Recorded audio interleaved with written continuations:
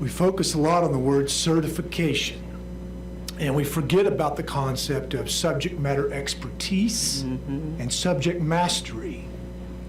There are a lot of people in the private sector who have subject mastery and expertise who might come into the classroom, but at times we put up too many barriers in the name of certification.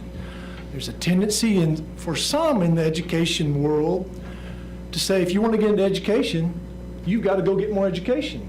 And to get that education, you have to come to us in education. So it becomes a self-licking ice cream cone. So when I first came to the legislature, I remember. I went to one of my schools, Chapel Hill. They had lost their long-time auto shop program, and they were devastated.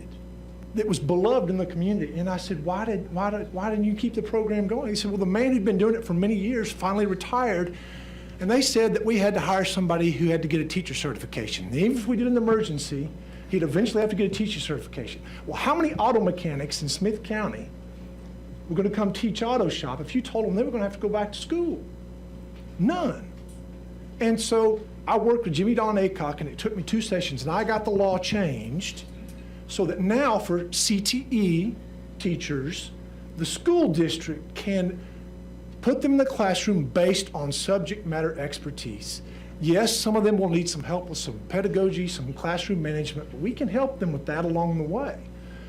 But the danger in this conversation about certification is you take that former NASA engineer who happens to be in your community, who wants to come teach physics, and just tell him, hey, we'd love to have you, but you've got to go do all this other stuff.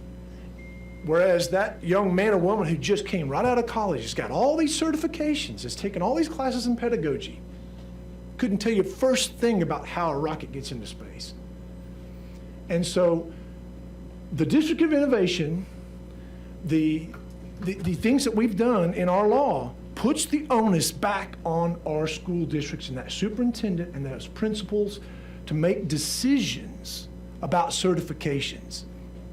If you take that flexibility away, you have the potential to exclude people in the community who have subject matter expertise, who want to come into the classroom, and maybe they may not be the most polished teacher you've ever seen, but man, they can tell a story and show the real world application of the material in a way that no other teacher can who's fresh out of college with all the certifications.